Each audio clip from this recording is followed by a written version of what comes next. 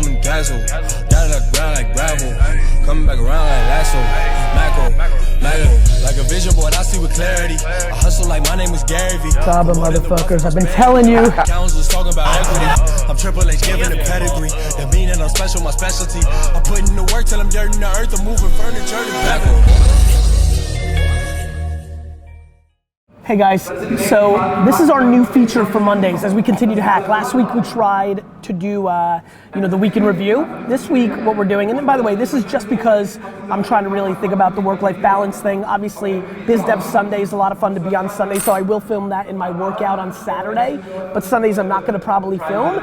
But instead, what D-Rock and I and Team Babin are gonna do is we're gonna focus on putting a full clip from the week that we didn't show in its entirety, where I set it up as well here. And so this week's clip was an interview I did, which was actually about workspaces, right? Like foosball tables and like snacks. Show the snacks, D-Rock. Snacks and all that stuff, all the cool stuff Facebook and Google does. Like, what do these couches and chairs and all these things mean to the production of a company? I had a pretty interesting take on it. Here it is. I think they feel at home because I feel like I'm a parent, and I think all my actions between the room they live in and the psychology I deploy and the listening and the talking, I think people only feel at home when the parents make it feel at home. And I think it's the job of every CEO. Yes, businesses can start actually giving a fuck about people instead of how much money they make. Because a funny thing happens when you give a fuck about people. You end up making more money. I mean, I don't think it's unfortunate. Those companies should then make what is appropriate, and all the people that work there have. Most places in the world have some level of freedom. They're more than welcome to start their own company or work somewhere else. This whole narrative of like these businesses are shit. Yes, do I want businesses to care about people more? Yes, it feels nice and it feels right, and it's a legacy I want to leave, and I think it'll actually make them more money. But the employees aren't being, this is not slavery, right? Like, everybody has to be accountable. This isn't just the man is fucked up or the business is fucked up. The employee's fucked up if they're in a shit situation. Instead of going home at 5 o'clock and drinking beer and complaining, go on fucking job listings, interviews, networks, find a different fucking job. To be very frank, the foosball tables and I think we have a hockey thing because I like that. The good cafeteria, the free, granola, I just think that's horseshit. Those are tactics that bullshit companies do to try to make the people are inspired and feeling good because they feel safe. And they feel like they can grow.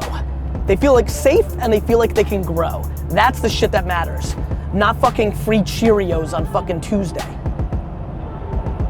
Or like inspiration. I like putting up signs and I do that shit, but I don't think people at Vayner are happy and killing it because I have a picture of me saying your funeral matters. That's up there because I like that. Not because that's there as a tactic. It's all religion. They have to feel safe and they have to feel like they can grow, and that's it. And like everything else, like you're not gonna trick people by having 24-hour massages in a fucking room, you know what I mean? Band-Aids, everybody's got Band-Aids. Nobody gives a fuck about your hardwood floor or the soda fountain machine. They're nice, but and we have them, but I'm not the one who's ever making that happen. That's other people in my company that decide those things. I have no interest in Band-Aids. Shit works because I give a fuck. I mean, look, bro, I'm gonna give you the shittiest interview ever I can feel, right? Because it's gonna be the same stuff. Like, good, because every other interviews are gonna give you bullshit answers. Here's the real answer. Speak to people, talk to them, care about them. Your first 10 employees are the foundation of your company. They're the steel beams and the concrete at the bottom of your building that nobody will ever see. They need to be into you and you need to be into them.